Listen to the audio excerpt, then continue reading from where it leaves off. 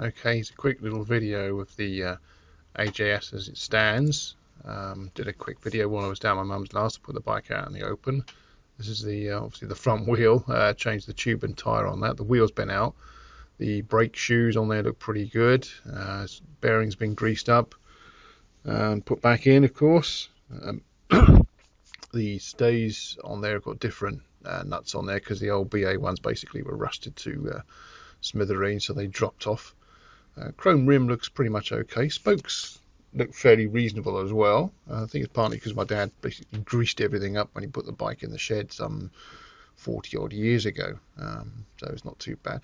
The speedo cable I've replaced, but it seems a tad long, so I'm not sure if that should be a shorter version. I thought that was the short version. It's the one I got from the club spares thing, but I may be corrected. There's the mag. I sort of checked the HT lead. I've changed the HT lead on that and put it back in, but it didn't seem to make a jot of difference to the spark, so I think you may find that needs a bit of refurb, that mag.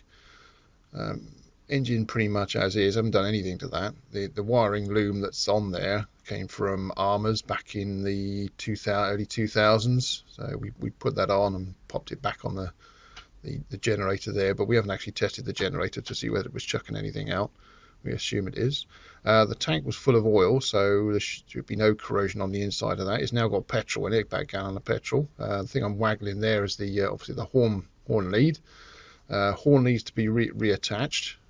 Mileage of the bike is there, as you can see, 16,897. That's genuine mileage, so it should be, other than that, just like a barn find really.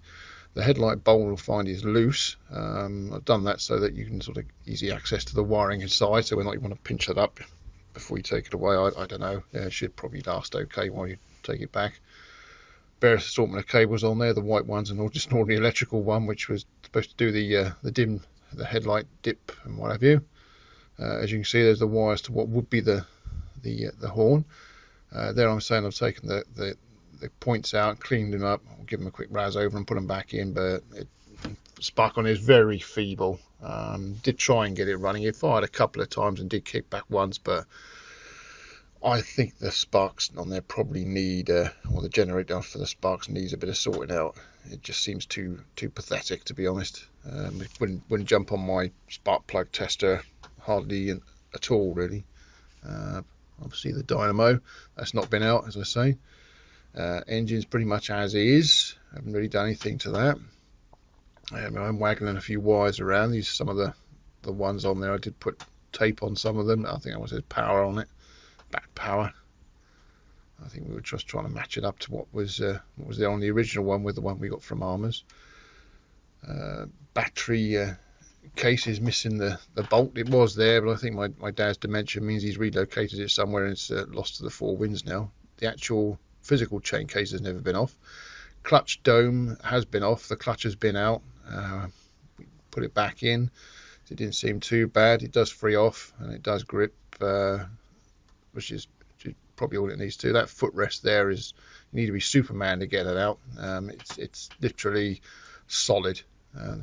Conversely, the one on the other side is so sloppy it needs a bit of string to hold it up, which is a real pain when you're trying to kick the bike over. Chain is obviously the original one, as we believe. There is a new split link in the box, which you might be able to put on there if you feel it needs it. There's a brake light switch on there as well, which I've not connected into the brake light as such. It's just sort of in the position I think it's supposed to go in, looking at the bikes I've seen at the various shows. Number plate obviously missing one number. I believe I'm told that like you can paint the numbers on that due to the age of the bike, but I'm not 100% certain. But either way, that's something I can sort out. Again, new tube, new tyre on the back end, so that should be okay.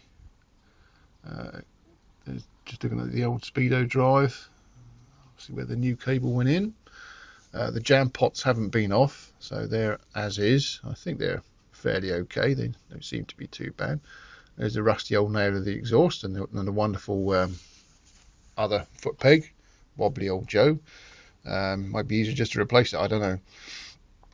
As you can see there, the exhaust clamp is off, and there was some dum-dum I whacked in the hole just to see if it would get it going, and these pipes are the oil rubber pipes are pretty hard as a biscuit. I think they'll need changing.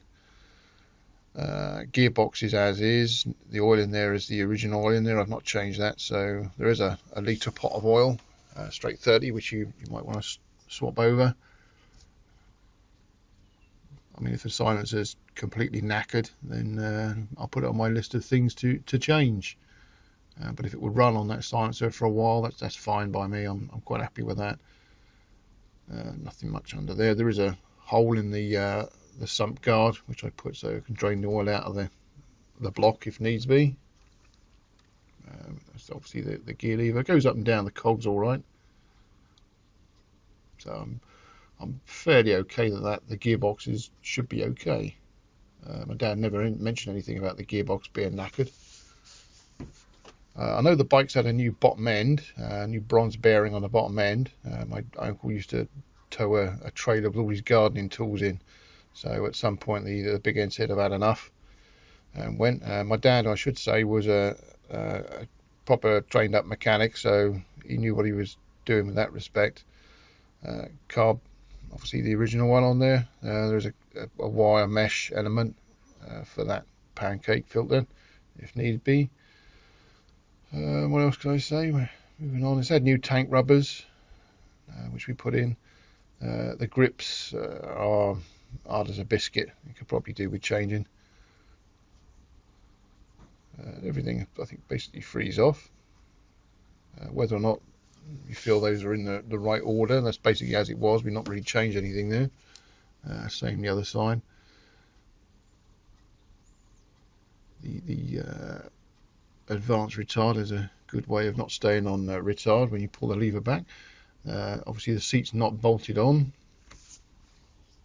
There are a few nuts and bolts in a little tin box there, which I believe may fit that.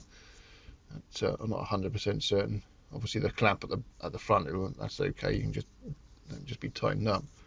I'm fairly okay with the masking tape lettering. I think they did go to the right things, because obviously we did that at the time. They were saying horn button and horn power, I believe, on that. There's the DVR, the original electromechanical ones in the box. Bits. There's a battery in the box of bits. There's also the battery rubber case and inline fuse for that as well. So probably the thing that might need the most attention is actually the mag, I think. We do have a spare T-lead as well. There's also an iridium plug in there. The Champion one's on the bike, I believe. Spark plug. I'm just trying to kick it over here. The bike was left on compression for many years, and obviously when we fiddled with it, we put it back on compression, so there shouldn't be anything nasty in the bores, no rust or anything like that. And so I did manage to get it to fire a couple of times, but I think the spark is just so weak it wouldn't continue to fire. So I thought, well, that's as far as I can go, really. If I'd had the time, probably the next thing I would have done was whip the old mag off and get that looked at. As you can see, a few bits of wear and tear over the years, missing nuts and bolts.